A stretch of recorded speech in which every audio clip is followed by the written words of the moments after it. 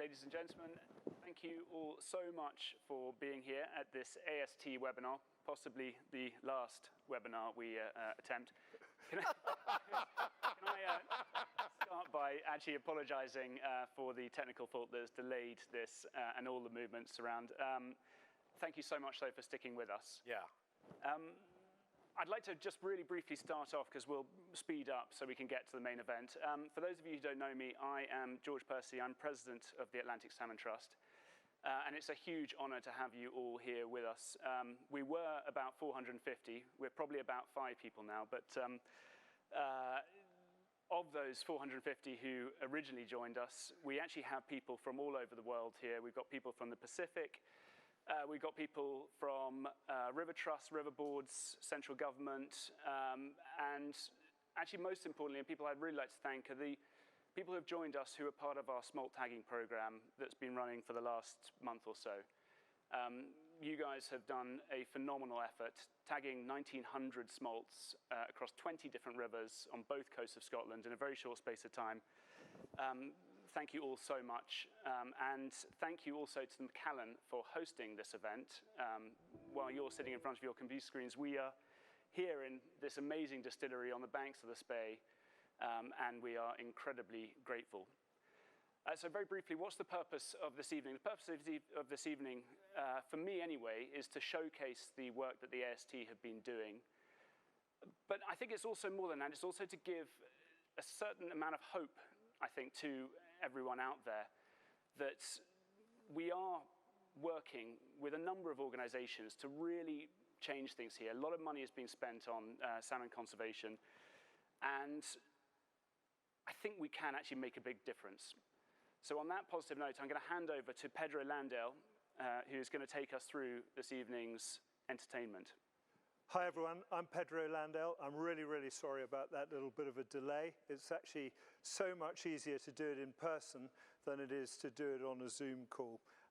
We've got an amazing lineup for you tonight. We're going to start with Robson Green, who we're very lucky to have had here tonight, and he and Jim Murray went on a road to discovery. We're then going to go to Pete Cairns, who's going to talk about wilding, be very controversial, and take us right out there and show us what's possible. After that, we're going to move on, and we're going to talk to Robert and Stuart, who are from here on the estate, and I'm going to have a little chat with them. And we'll wind it up with Professor Ken Whelan, who's in Dublin. And Ken will then just finish it off with telling us about some of the other work of the AST. I'm the pilot for the night, so far we've crashed the bus, but we plan to get it back on course, and we're going to go at a hell of a rate from here on in, so please stick with us. And I'm afraid we're at this ridiculous COVID stuff whereby we all have to socially distance and do all that stuff, so I can assure you we're doing that in spades. Without further ado, I'm going to introduce you to the head of drama. We've had a drama here tonight already, Robson. Bit of a drama, isn't it? Bit of a drama. And thanks for sticking about. It was only a short space of time, wasn't it, Pedro? I did 400 daily star crosswords. Did you? That's what it is. And a chance to shave as well. Well done, Robson. Robson's got a sore back, so he can't get up and hit me, so I can say slightly what I like. But Robson and Jim went on a road trip, and they looked at our work. And it's so good to have another set of eyes looking at our work and informing you what we're up to. So without further ado, I'm going to hand over to Robson to introduce his film. Listen, firstly, I feel incredibly intimidated, surrounded by lots of scientists and experts. And I think you may rue the day that I actually became an ambassador for the AST, because I have been catastrophically miscast in many a role. But Mark and Tiggy and the lovely Jim Murray reminded me that you don't have to be a member of Greenpeace or Extinction Rebellion to know that there is a serious issue with this extraordinary species. So we were given the opportunity to go on a road trip to discovery, and what we discovered was extraordinary. Roll VT.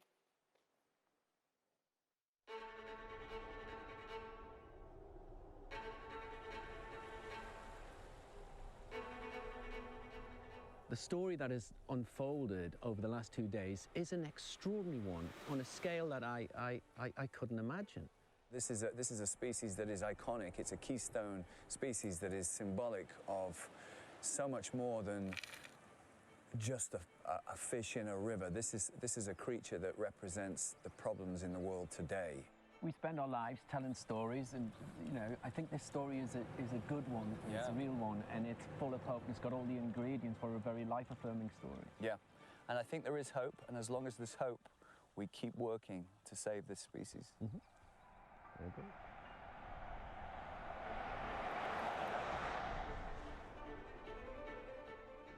But it's going to be a big learning curve for me, because you know, worrying about salmon disappearing just isn't enough.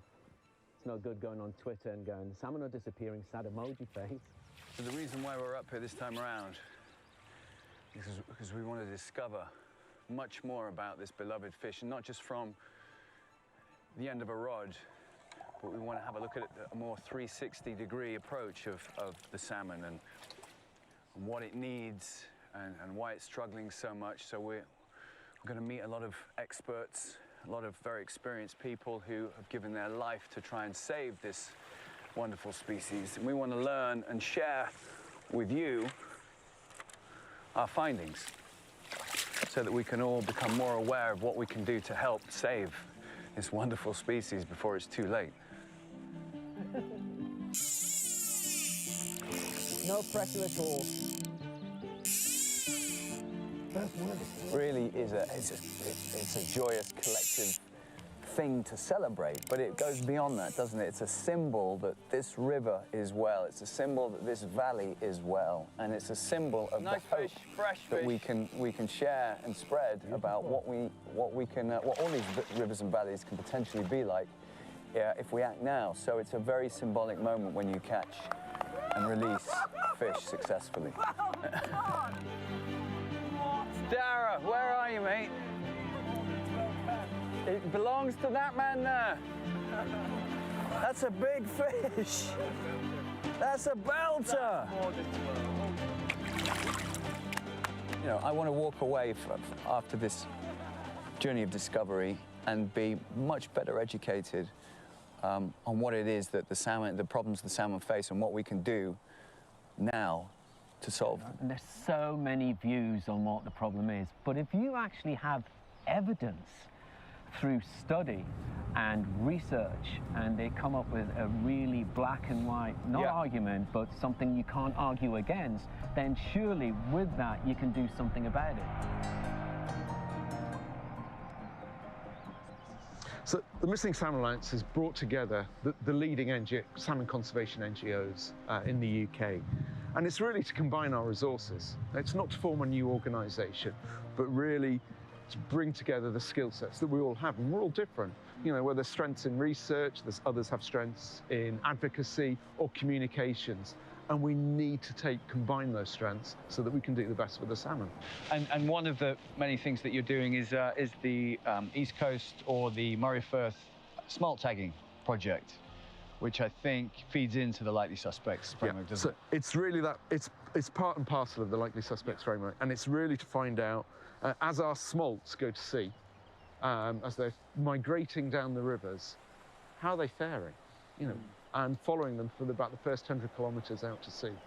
And we've taken 7 rivers in the northeast of Scotland in the Murray Firth, and that's about 20% of the UK's salmon resource flows out of this single bay, and it just gets out there. Really important bay. Yeah, to really understand, and that's what you need with this. You need numbers. And what we found in the first year, in 2019, was about half of the fish, on average, went missing in fresh water. 50% went missing? 50%.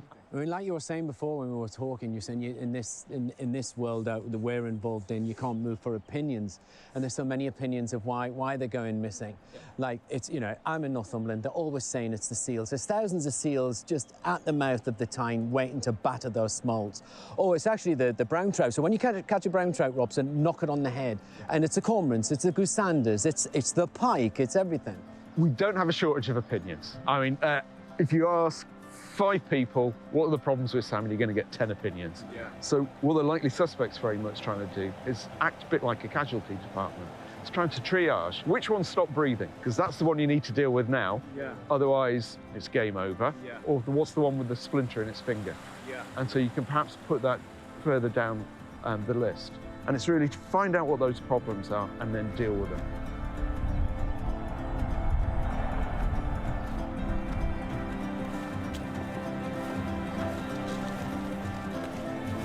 So the current spins the wheel and then they just fall in. The smolts are drifting passively, floating with the current, and then they come into this big wheel here, and they can swim in, but because of these blades, they can't get back out again. And then they come all the way through into this catch box here, and hopefully there's lots of fish in it. I'll move this out of your way. Let you lift it over. If we sort of swap sides, if you go onto there. Hey, Robson. There you go. Oh, wow.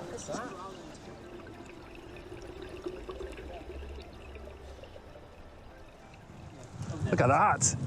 That's a good catch. Look at that. Whoa. I'll flip that out for you.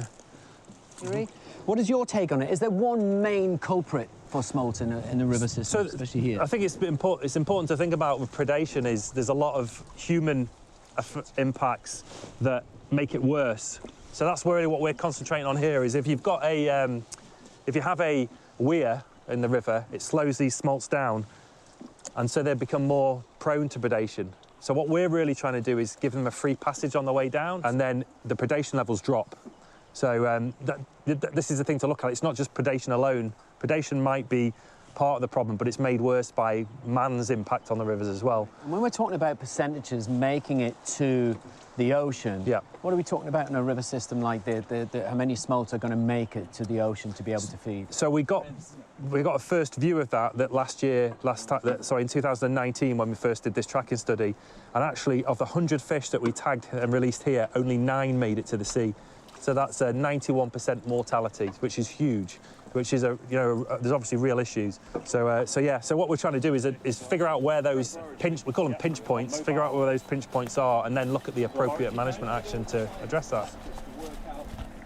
So, I don't know if do you want to weigh it and to measure him? So if we just both 2 hands, then what we'll do is we'll put him on the board here. Do you want imperial or metric? Metric. Okay, he's 17 centimetres. Smolt, and then we put him on here. Sure. And we get the weight. Oh, he's coming around, so hopefully be quick. Fine, so just leave him in there. He'll come round. He'll come round on his own. Will he? So when you tag them, you do all this bit first. It's basically the same process. You anaesthetize it, you weigh it, you measure it, just to make sure it's the right size for the tagging project. And you put it back in the recovery bucket. We put it in recovery bucket. We will leave it in there for up to 15 minutes just to make sure it's well. And all the ones we've done have come round very, very quickly within like 2 or 3 minutes. And then we transfer them from that into one of these baskets, and we leave them in the river for another 45 minutes just to make sure that they're good and healthy. And then after that, we let them go. We try and let them go with a number of other fish as well, so they're in a shoal when they go.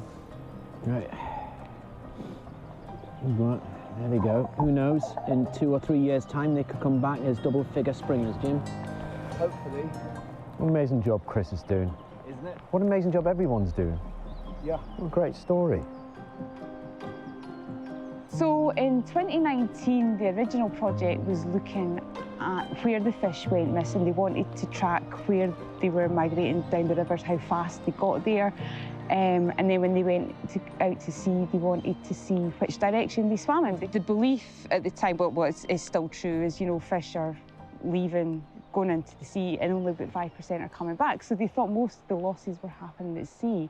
But what they found in 2019, looking at 7 rivers round the Moray Firth, they found out that on average about 50% of the fish were actually not making it to sea to start with, which was a huge surprise for people. Can I just ask, how do you find that out? How do you know that 50%? Yeah, I know, but how does that information, how do you receive that information? Well, we have these arrays, these acoustic receivers that are placed down the rivers and then out to the sea. We had big marine arrays which go right across the Moray Firth. They went over at Dornoch and they went over between Spabey and Brora, and then we had another one about 120 kilometres for some fish where they started from out of Fraserburgh, and each of those records a ping from the fish's tag when they go past. And the whole project, there was about 800 fish tagged, and that was about 15 million pings. Wow. And that's it, 15 million pings. 15 million pings, and then you get the statos at Glasgow analyse that data. And what are you hoping to achieve with the tracking project? So this year, because we realised that so many losses were happening within the rivers, we wanted to, first of all, to check that the same thing happened again. It wasn't just a blip in 2019. But we also increased the resolution of the receivers in the rivers because we wanted to see within the rivers where the fish are going missing in more detail, and then we can try and figure out why. Yeah, I mean, I've been fishing so many times, and every story you tend to hear over the years is incredibly pessimistic, but meeting yourself and Chris and all the others who are taking care of this amazing species. Yeah, so much hope. It's a really optimistic message. Well, the team have been amazing, not just AST, but like I say, Glasgow University and all the fisheries trusts that we've been working with right round the coast of Scotland have been so just enthusiastic about the whole project. Yeah. How important this is. So it's been a fantastic project to work on, and everybody is really looking forward to finding out what the results are this year. So yeah, watch this space. Yeah. Thank you for the work you're doing. Lorna. Yeah, thank you. Thank you.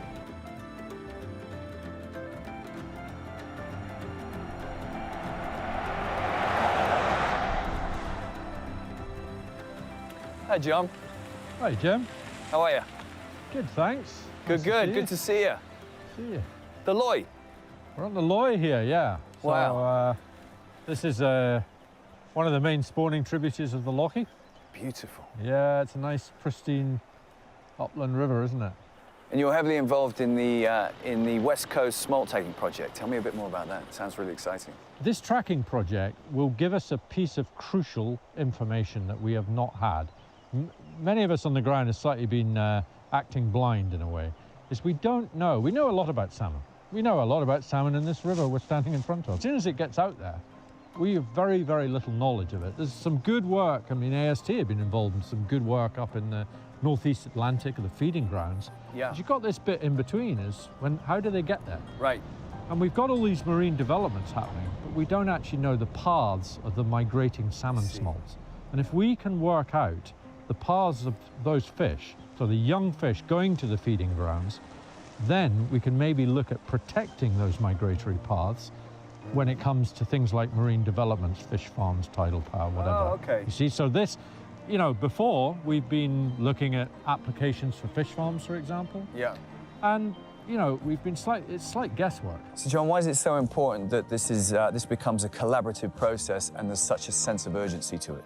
Well, yeah, you're right. There really is a sense of urgency to this. I mean, the Atlantic salmon is in really perilous decline throughout its whole range. But if you take this area, on work that we've done, if you go back to the 1960s, for example, 35% of salmon that went to sea came back as spawning adult salmon. Now we reckon that could be about 2%. It's a huge collapse. I mean, there is a massive pressure on Atlantic salmon from all sorts of factors.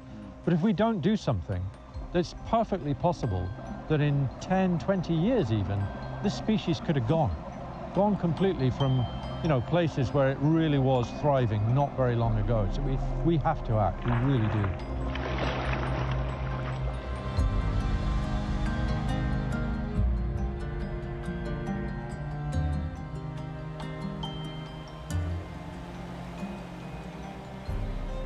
Well, as I live and breathe.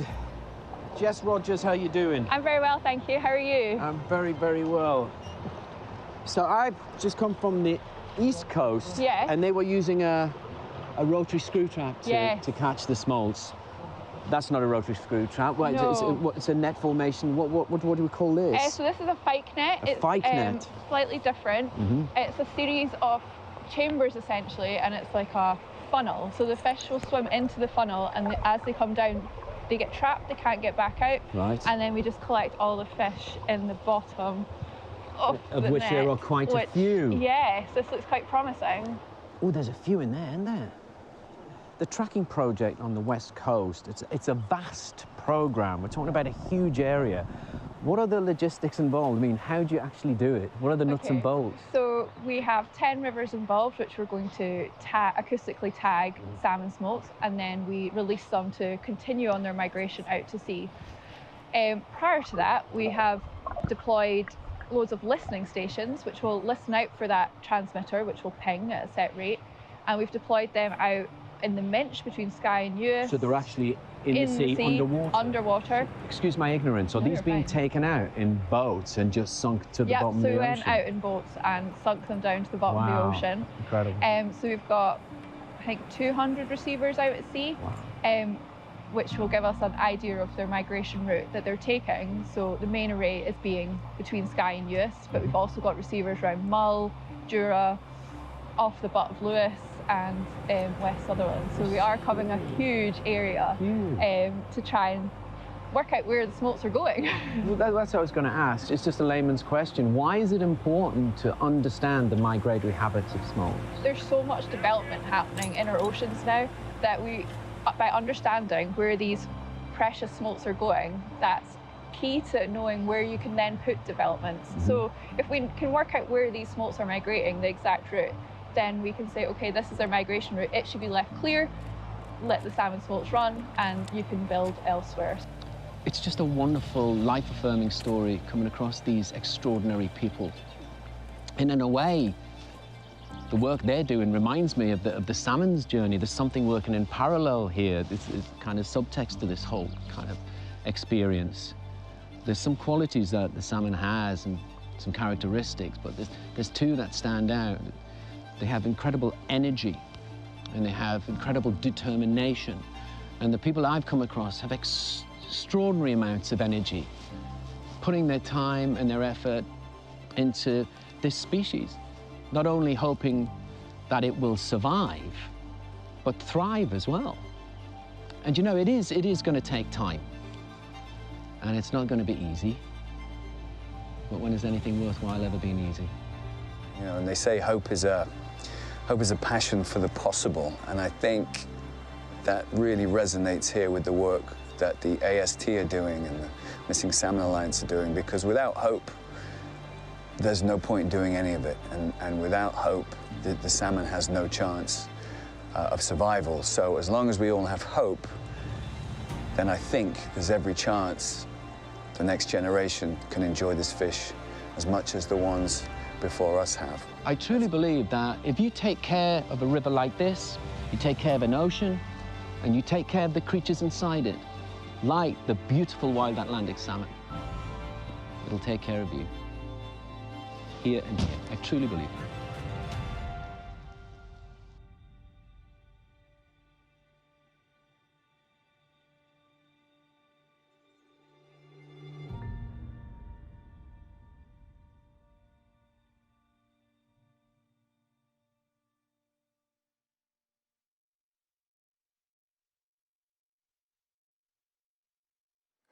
Thanks, Robson. Unbelievable. Robson and Jim really put their heart and soul into that.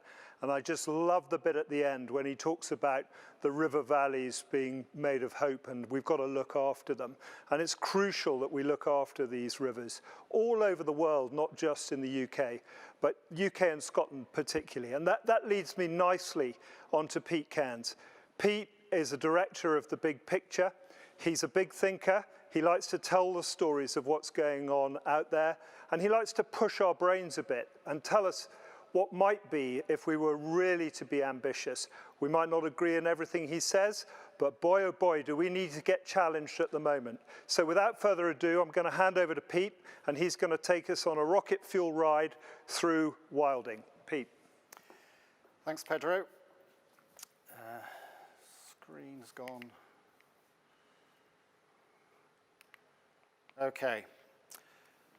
So, I'm sure that many of you recognise this spectacular view. This is the Kerrang on the Isle of Skye, of course.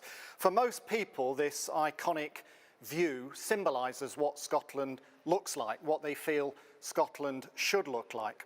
And yet, this geological wonder is, for the most part, like so many others, surrounded by an ecological desert. Gone are the complex woodlands that once shaped this land. Gone are many of the animals that once lived on this land, and gone too are many of the people that once lived from this land. Despite their unquestionable beauty and drama, centuries of ecological decline means that many of Scotland's rivers, glens and mountains lie empty, muted, some might say dying.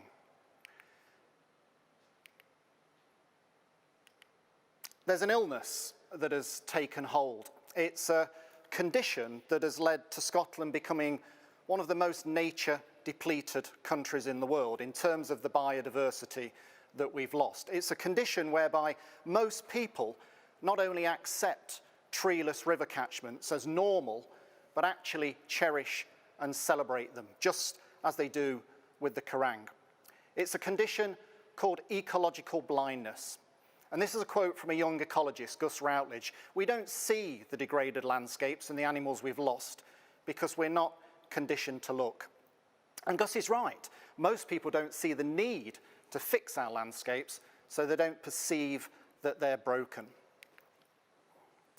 It's said that a red squirrel could once travel from Lockerbie to Lochainver without ever touching the ground, but we all instinctively know that's not been possible for a very long time. And at just 3%, our natural woodland cover is one of the lowest in Europe. There was a time, not so very long ago,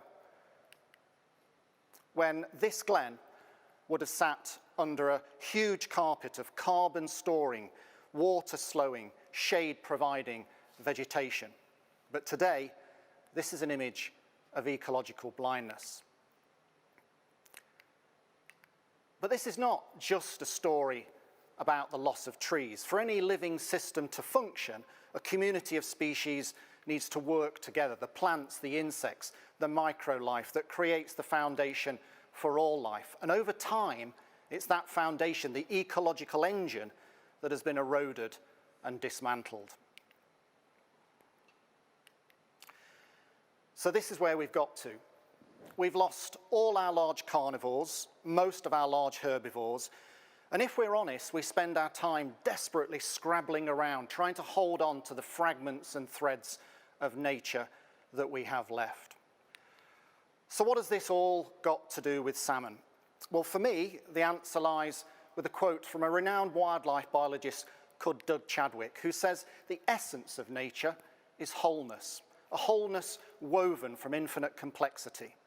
Trying to save nature piece by piece doesn't make sense, even if we had all the time in the world, and we most certainly do not. And yet it's fair to say that for the last 40, 50 years, conservationists and land managers have been trying to save nature piece by piece. Red squirrels, corncrakes, capercaillie, water voles, wildcats, brown hares, seabirds. At one time or another, we've had a go at saving them all. And now it's the turn of salmon. Now, I love salmon, but if we accept that nature is that wholeness woven from infinite complexity, we can't conserve these fish in isolation. They are one component in that bigger ecological engine, and we need to fix the engine. And we need to think differently about the engine. And this is where ecological blindness often takes hold. We're so desperate to save salmon or red squirrels or pine hoverflies, speciesism sets in.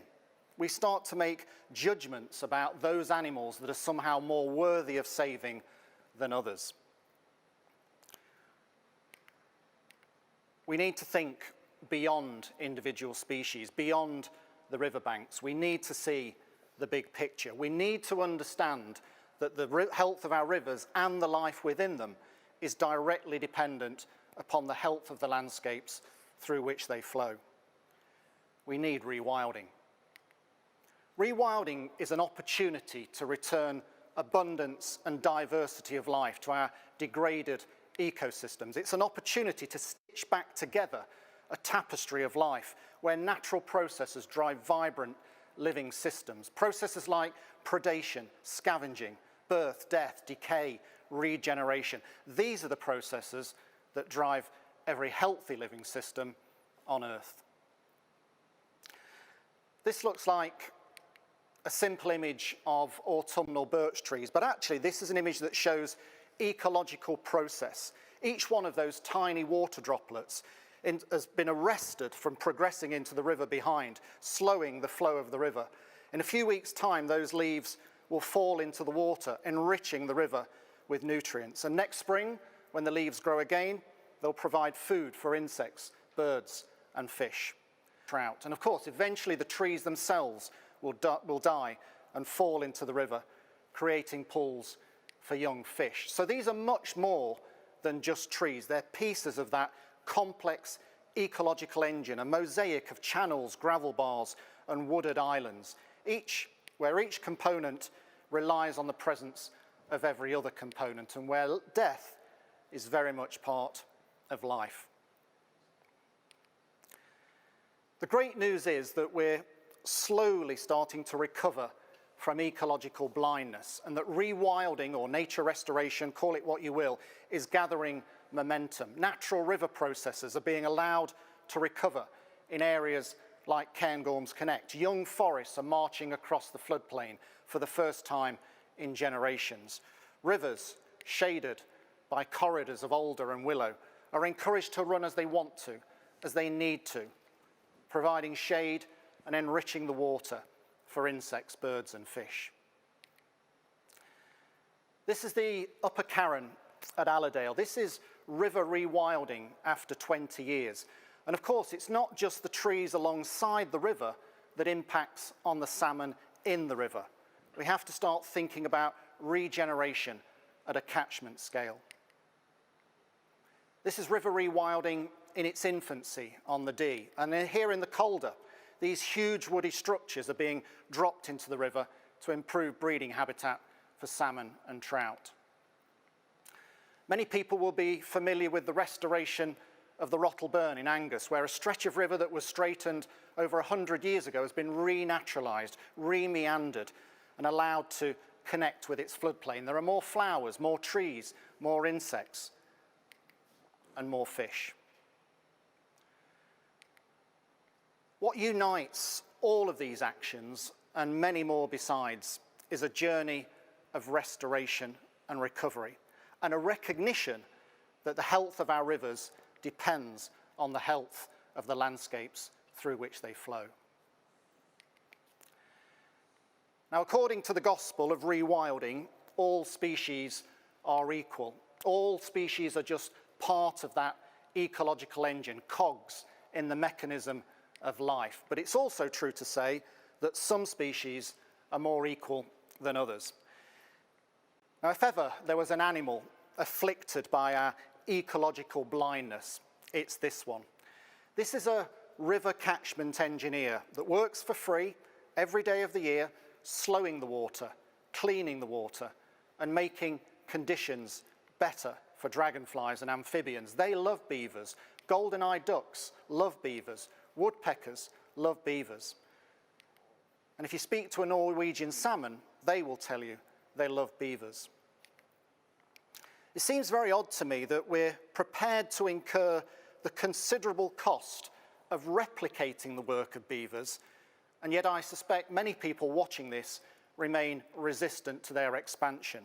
If we accept that we cannot save nature piece by piece, we can't just pick and choose those animals we like and turn our backs on those that we don't. But river rewilding is actually not about beavers or salmon or trees. It's about people. It's about overcoming ecological blindness. The key to the rewilding door rests with people, their perceptions, their values, their belief systems. 2021 marks the beginning of the United Nations Decade on Ecosystem Restoration. This is the first time there's been a global movement to restore and recover our degraded living systems. And if Scotland is to play its part, there needs to be a transformational change in our thinking. So what to do? Well, I believe for starters, we need three things. Number one, scale and ambition. The time for tickling this problem around the edges has passed. Number two, collaboration. No single landowner, no NGO, no organisation can deliver that scale and ambition on their own. And number three, compromise. We can waste huge amounts of time and energy arguing about details that we may never agree on. It's much, much more productive to pick the low-hanging fruit and start and focus on common ground. And with just 35% of Scotland's rivers protected to any significant degree by woodland, with water temperatures rising to levels that salmon can't tolerate, that common ground is staring us in the face. The salmon needs the forest needs the salmon, and Scotland needs them both. Thank you. Pete, really good. It's what we've got to do within the Atlantic Salmon Trust is push the envelope. And all the time we've been involved, we've pushed the envelope on all the different projects that we've had. I'm going to bring over Stuart Cassells and Robert Mitchell. They're from Macallan Estate, and in some ways, they're exactly what Pete's just been talking about and what we're going towards. And I'm just going to have a brief chat with them. I'm going to keep it as short as possible because of our little glitch at the beginning. But I'm going to ask Robert first of all.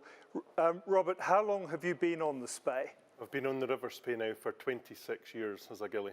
So in that time, you will have seen enormous change. Yeah, I've seen a big change, Fishing as a youngster and then becoming a gillie is leaving school and doing this as a career. Yeah, I've seen a huge decline in salmon, you know, and yeah, it's worrying, very worrying. I think a lot of us on this call remember the days back when the fish used to come into the pool. And would you like to describe what you saw on the Tay at the end of the season? So I was telling a story the other day about my younger days, passing my test, going down to the River Tay after finishing the season on the Spey. And this was a Pacific beat where it came off the Lynn Pool down to the weir at Stanley, and it was just full of autumn fish, you know, absolutely jam-packed. And I've gone there every year since as a guest, and that same pool, not the same. Lucky if you see 3, 4 through the day from hundreds. And I think the other thing that we discussed before this thing this evening. For me, when you saw that starting through middle of April into mid-May, and you would see the smolt runs coming down, it was every day you saw juvenile fish. You know, every day you see good pods of these little smolts coming downriver, migrating. And you don't see that the same. You just see that maybe once a week. You know, you just see a little spell, the correct height and temperature. So you see big changes over my time, certainly. Brilliant. Well, Robert's a proper enthusiast, and if anyone wants to come and fish here, you should try and get hold of him. Stuart, you're responsible for the estate here, and I don't know, a lot of us who walked into this building, trust me at home, it's absolutely incredible, and it's a hell of a lot better than a frigging Zoom call, that's for sure. But if human beings can make structures like this, what's Macallan's view of the sustainability of your estate and how you see it sustaining for the future? We absolutely are committed to the sustainability of this estate. The Macallan has drawn inspiration from our estate here and from the River Spey for nearly 200 years now, and it's absolutely our duty to ensure that the next generation of people, we want the Macallan to last for the next 200 years and beyond, and it's obviously our duty to ensure that the next generation beyond us here take this in even better condition than we found it in, and we're absolutely committed to everything we can do to preserve that. And we better quickly talk about the fact that the Atlantic Salmon Trust and Macallan have got our own whiskey, and that's pretty important, right, isn't it? Yeah, last year we launched a bottle called, it's the Macallan Edition 6, a new product, and it's to celebrate really the Spey and our partnership with the Atlantic Salmon Trust. And you know, we want to play a role. We see our responsibility as being proprietary owners on the Spey to play our part in ensuring that we can support the sustainability and the great work that the AST are doing for the salmon. Salmon and the Spey is the lifeblood of this part of Scotland, and the Macallan is absolutely committed to what we can do there. Fantastic. I think what we're hearing here is an industry that is now working with a conservation group in order to make massive change. And we've got to make that model work across all industries, be it aquaculture, wind farms, oil, whiskey. We've got to find a way of all working together in order that we can live up to where Pete was talking about earlier. That leads me beautifully on to moving out to Dublin, where we have Professor Ken Whelan. Ken's an Irishman through and through, and being an Irishman, he'd probably love a dram. But as he didn't make it here, he can't have one. But I'm gonna hand over to Professor Ken Whelan, who's our research director, and he's going to take us through a very short presentation on the other work of the AST. We've seen what Robson and Jim did, and it would be very nice to see Ken, if you can, give us a whistle-stop tour of the work of the AST. That's really kind. Thanks. I hope we're over at Ken. Ken, are you hearing me? Yes, I'm hearing you now, Pedro. Thank you very much indeed. That's great. I'm looking forward to hearing your presentation. Thank you, Ken. Okay, thank you very much indeed. Thanks, Pedro. Well, ladies and gentlemen, it's a great pleasure to be with you here this evening. And I'm going to give you a very short presentation, as Pedro was saying, and to talk you through some of the research that we've been doing in AST. And in many ways, I think it echoes really what Pete was saying, in that, Pete, we are really looking towards scale and ambition in absolute bucket loads. Because in reality, what we're looking to do is to try and encompass the whole life of the salmon. And we're going to look at the salmon not alone in freshwater, but we're going to look at the salmon right across its life. And certainly you will have seen from the earlier presentations, particularly the comments that John made in the film, that we're looking at a really serious issue now, just to reinforce some of the numbers. So 30, 40 years ago, it wasn't at all unusual for 25 fish out of every 100 smolts to return as grills. And now what are we looking at? We're looking at, in terms of grills, probably 5. In terms of the larger fish that John was speaking about, perhaps 2. And by any standards, that in reality is absolutely catastrophic. And certainly we really do need to think our way through in terms of what exactly we're going to do about this particular problem. We have combined with all of our other fellow NGOs in the context of the new Missing Salmon Alliance. And through the Missing Salmon Alliance, we are very, very focused in terms of trying to bring the magnitude that's required to deal with these particular problems. And certainly in the context of what's been achieved to date, it's nothing short of spectacular, because the Missing Salmon Alliance has managed over the last couple of years to raise millions of pounds in terms of support for the work of the Atlantic Salmon Trust and, of course, the partners within the Missing Salmon Alliance.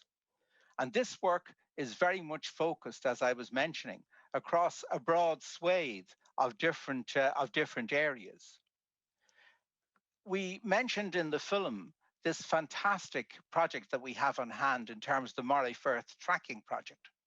And the Moray Firth Tracking Project, important as the tracking is, it is in fact, again, just one cog of the wheel in the whole spectrum of different areas that we're dealing with.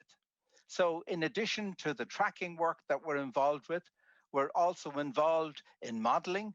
We're working with our French colleagues to look at how we can integrate what we know about the salmon at sea, to integrate that with what we know about the salmon in freshwater.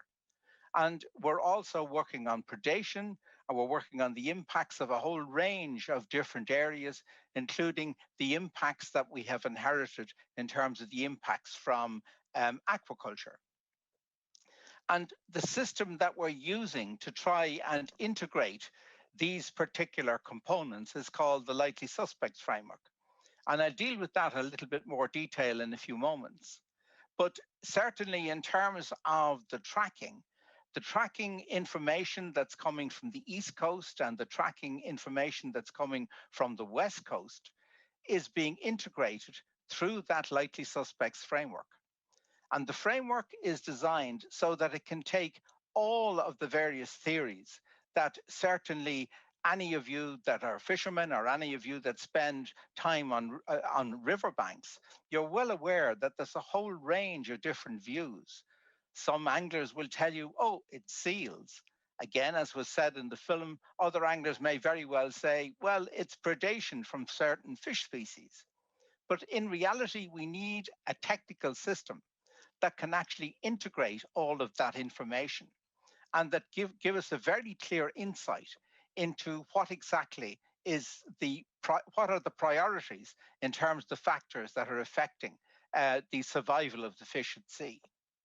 The West Coast Tracking Project was initiated by Marine Scotland, and indeed they have been very generous in terms of the support they've given us, along with industry, so that we can carry out what is a really very extensive programme throughout the Isles on the west coast of Scotland. And as I mentioned, the likely suspects framework is the method whereby we're going to integrate all of the information that becomes available to us. And it's going to give us the facility to be able to really tell where exactly the problems are happening, why the mortality is happening, and indeed the causes of that mortality, which really for the very first time will give us an opportunity to be able to look in detail at the actual actions that we can take to try and reduce at least some of these impacts. But obviously, this is going to be a very expensive and a medium to long-term operation. And we need to be very certain that the actions that we are taking are evidence-based. And that's really what the likely suspects framework is going to provide us with. And if we are going to integrate all of this information, if we are going to embark on this very, very complex modeling exercise, we also need examples that we can show people that what we're doing is practical, that it's realistic, that real results may emanate from what we're doing. So what we have done, we have combined forces with the proprietors of the Laxford along the west coast of Scotland. And that is going to be our exemplar. That's going to be one of the rivers where we're going to attempt to try and rebuild the actual stocks of salmon in that particular system. And we're going to see, can we take the results from what is a very complex scientific operation and apply them directly to a river between the riverbanks that Pete was talking about. And I absolutely concur with what he was saying. We can't really look at this in isolation. We have to look at it in the context of an integrated approach. What's called an ecosystem approach in the marine world is equally valid in terms of what we're going to be doing in freshwater. So in the context of the work that we're going to undertake, what then is my take-home message? Well, my take-home message is that if we are going to preserve these magical creatures, and if they are going to flourish into the future, we really do need to give them time and space. We need to give them time and space to adapt. And also we need to give them what they crave, which is cold, clean water.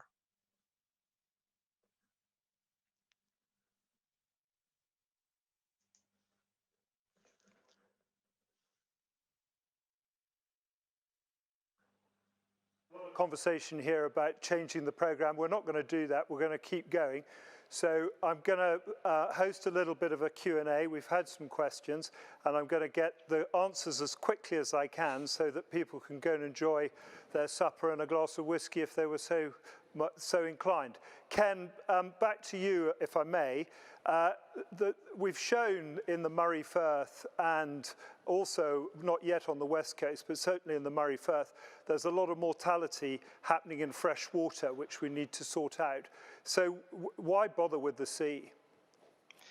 Well, I think it's really not an either-or question, in that there's a real need, I think, to look at the whole life cycle of the salmon. And I think if we are going to lose salmon for whatever reason, it really is a matter of looking at both areas rather than picking one. And we really do need to consider that if one fails, that we have lost the salmon completely. So as I mentioned earlier in terms of the likely suspects framework, it will allow us to work out where exactly the fish are dying, why the fish are dying, and indeed that it will allow us to look at what can be done to protect these wild salmon. And whether that's planting a bankside of trees, as we mentioned earlier, to provide the cold, clean water that I mentioned, or indeed establishing controls for the giant pelagic fishing fleets which operate on the high seas so that they can only fish at specific times. We need a wide range of initiatives. And that's really what we need to ensure that the overall pressures on our stocks are greatly reduced. And we also need to understand what to do in freshwater and how what is happening in freshwater and what is impacting on the salmon in freshwater. How is that legacy carried over then into the marine world? And certainly, whatever the pressures are on salmon numbers, we need to act fast because increasingly we are seeing just how climate change impacts are actually intensifying those pressures, both in the catchments and at sea. And it's very encouraging to see that we have some friends from the Pacific on the call with us this evening, because certainly, as we have learned through our collaboration with our colleagues in the Pacific, certainly over recent years in the Pacific, they are seeing trends that are very, very similar to the Atlantic. So to summarize, what we're doing is we really need to look at the broad swathe of issues, both in fresh and salt water, and we need to be courageous in terms of making those decisions to move ourselves forward. Thank you very much, Ken. I'm now going to move from a professor to an actor. And, it's the same thing. It's the same thing. And Robson, you did your journey to discovery with us, and you went round. And a question that comes to a lot of people is, you know, is this science worthwhile? I mean, is it something that we should look at? And from your seat, where you sit, how did you find the work we're doing and whether it's worthwhile? Well, I feel it has to be science-based. I mean, I'm sure Robert agrees that in the world of fishing, you can't move for opinions, you know, and theories and hunches. When I was growing up in the 70s, I was told it was the seals that were eating the salmon, and the seals, certainly at the mouth of the Tyne, from hundreds in the 70s, there's now thousands there. So it stands to reason they've all got to be eating. And then the cormorants are set free. There's a plague of cormorants on the Tyne at the moment. There's goosanders, brown trout are battering, the salmon eggs. But you've got to think, and I was told this by Mark, that surely these creatures have existed, a balanced existence, for millions and millions of years. So are we saying in a very, very short space of time, they're going to eat themselves into extinction? And it was interesting being alongside an expert like Chris Conroy, who's just, you know, in layman's terms, just said, this is what a weir does in a river. This is what a barrier does in a river. It slows the smolts down. And I didn't know that a smolt swims backwards. I didn't know that. It goes down against the current. Of course it does. It makes common sense. And therefore, not only are they swimming backwards, but the weir and the barrier will slow them down. So they're more prone to predation. So that's a man-made issue. Are there issues at sea where they're being starved, their feed's being taken away? Is it climate change? Is the water temperature rising? Is it pollution? Is it overfishing? I'm not sure it's fly anglers that are putting a dent in the big numbers, but we all agree that the graph is going in the wrong way. But everything has to be evidence-based. And what I learned from being alongside experts and scientists, that what we need for the policy changes is evidence. And that's what you guys provide. And therefore, with that, we can bring about change. And so not only, as we said in the film, would these species survive, but they will thrive. You know, I'm sure we all agree, eternity's too long a time to stay in the wrong place. And I think the work you guys are doing is incredible. So, thanks, Robson. I think that brings me to someone who we haven't featured yet tonight, which is Mark Bilsby, who's the Chief Executive of the Atlantic Salmon Trust. Mark really earned his crust about 40 minutes ago when he was running around kicking computers and pulling people's hair out and saying, let's get this show on the road. So I trust you. He's a great operator, Mark, and he's made a huge amount happen over the last 3 or 4 months with these tracking projects. But Mark, one of the key questions which we get asked all the time, which is on aquaculture. And should it be that we go in with the industry to help us track these fish? Does that surely not sway us the wrong way? And it's a key question, which I know a lot of people out there will be wanting us to answer. Yeah, I think understanding where young salmon go is one of the key steps in working out how best to protect them from whatever impact it is. And there's a whole range of impacts out there. And that goes back to our sole aim as the Atlantic Salmon Trust. And that's to ensure as many wild salmon survive as possible. Now, to get this insight, we need really good, robust and independent science. And that's why the project partnership behind the West Coast Tracking Project, comprising of Marine Scotland, Fisheries Management Scotland and ourselves, set up a governance group to separate the funding from that rigorous, robust science. And it's because you need that independence and to have that rigor when you're looking at these tricky issues that you need that governance group. And we also brought in Glasgow University, who are helping us out with the science on the ground and helping us to deliver the project. We also have our staff, who are quite, I think you met some of them on the film, but there are others, but they are fiercely independent and robust about the science. So we need to get to that science so we get to the answers so that we can protect the fish, and that's our aim. And I think we need to take people with us on this project, because if we're wanting to protect these wild salmon, shouting from a corner doesn't cut it anymore. You need to be able to take people with you if you want to affect change. And doing that in a partnership is the best way to make that happen, because you need to get buy-in from people who can make the decisions and who can make the changes that are needed to protect wild salmon. Fantastic, Mark. I can hear people at home thinking aquaculture, they are the enemy and hissing and fizzing, but they are a reality and we have to work with them to see how we can take things forward. Speaking of which, I suspect lots of people at home listening to Pete Cairns earlier would have been asking all sorts of questions. And I'm going to ask Pete a quick question.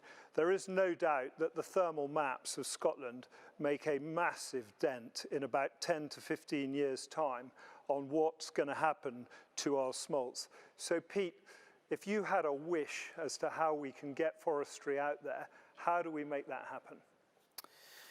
Well, I think, first of all, there's maybe a difference between forestry and what I was talking about, which is a sort of woodland ecosystem. So I just pull it. I mean, I think at the moment... It's been a hard night. I know it has, Pedro. But seriously, I think, you know, what you said there, mistakenly, is kind of symbolic of the way we think. And at the moment, there's a craze about trees. You know, getting trees in the ground is the thing everybody has to do. But there's a massive difference between trees and woodland, in the same way that there's a massive difference between salmon and the salmon ecosystem and everything that it entails. So I think apart from anything else, we've got to change our thinking, which is what I was trying to allude to. But really, I mean, I'm assuming, I hope that there's a lot of people watching this evening who are in a position to create new native woodland and to create wetlands and to create a whole range of habitats, or restore them perhaps more accurately. And I think if you are in a position to affect that, then, you know, there's no time to lose. This is a really urgent situation. It's a situation that has very quickly evolved from being a conversation that you guys, salmon anglers, have, and even a conversation that environmentalists have, to a question that affects the whole of society. Climate breakdown, global nature loss, they're inextricably linked. Salmon are caught up in that downward spiral, and as individuals and as a society, we've got to all take responsibility and all take action. Brilliant. We could go on all night, and unfortunately we've overrun by miles. So I'm going to ask, we're going to move on to the prize draw, which happened earlier this evening. I want to thank Rip Sporting and Peter Rippin, who donated the fishing on the East Ranga. We've raised over £15,000 doing it. I also want to thank Field Sports Journal, who have done an amazing job at publicising our work and also publicising the Ranga. But Robson is going to announce the winner, and we will try and say a few words about him if we Come on, let me come over to you, Pedro. How's your evening been, Pedro? How's it been? It's been rocking. Look at him, it was a stressful start. The lad's only 36 years old. Look at him. Bless. Yeah, well, the winner of this amazing prize is off to the geological marvel that is Iceland. And I have fished there. I've been fortunate enough to fish there with my great buddy Jim Murray, and we've caught a few in our time. But they're off to the beautiful spot called East Ranga, and I fished that beat, and it is spectacular. And the winner, if I'm pronouncing his name correctly, is Jim Hockey, or as Ken correct me, Hockey. depending where you live. So Jim Hockey or Jim Hockey. Imagine if there is a Jim Hockey and a Jim Hockey watching this. This could get tricky. But anyway, you're going to the East Ranger, but you're going with the guest. It's a +1. And Jim Hockey, mate, I'm windswept and interesting, and deep down, I know I am funny. And I know where the fish are lying. Anyway, congratulations. Okay, so there's nothing like a free Zoom call or even a free YouTube call or whatever bloody call we're on at the moment. But so tonight is about the Salmon Club. The Atlantic Salmon Trust, its head office costs about £400,000 a year to run. We raise about £2 million in project money to run our different projects in that zone. Organisations like Marine Scotland support us through that, and we're incredibly grateful. So the money that comes our way is incredibly important. You hopefully were sent an email. You've probably had hundreds of emails tonight. You were sent an email to say, join the Salmon Club. Please go and join the Salmon Club. It's £250 a year. And if you felt like joining the President's Club, then send us an email and we'll get you on board. Come on, Pedro, you've got to zip it up a bit. It's not, please give us £200. Just put your hand in your pocket and get yourselves into debt. You know, I'm in debt up to here. I wish I was taller. I promise you, if somebody tried to rob me today, it would just be practice for Pedro. Okay, well... Yeah, fancy drop. No, it's for a really, really good cause. And I think we are required to do these things like the salmon is required to travel upstream. And I think the people like the salmon who are involved in this are incredibly determined and motivated. And like that incredible fish, you know, they'll not stop until they get to where they need to be, Pedro. And if you're a member of the Salmon Club, you can come. George, come over. You can come. Come on, George. You can come over. You can come to George's place at Syon Park in London on the 30th of September, and you can have a barbecue down there as a member of the Salmon Club. So we would we're very grateful to George. And without further ado, I'm going to ask George to sign us off for the evening and say thank you to who needs to be thanked. So thank you, George. Not at all. Look, thank you to everyone here who actually joined on this call both times, first and second. Thank you to everyone who has made it all the way up to the Macallan. Thank you very much to the Macallan for providing us with this amazing venue and for, well, hopefully about to provide us with a huge amount of whiskey. And have I missed anyone out? Probably. No. Doesn't matter. After tonight. Thank you. Thank you to all of you. Thank you so much. Lads, I've given up on all beers, wines and spirits in the worst 10 minutes of my life. It's only Robson. Thanks, everyone. Cheers, everyone. Good night, Thank you. everyone. Thanks for tuning in. We love you. Have another, mate. You deserve it.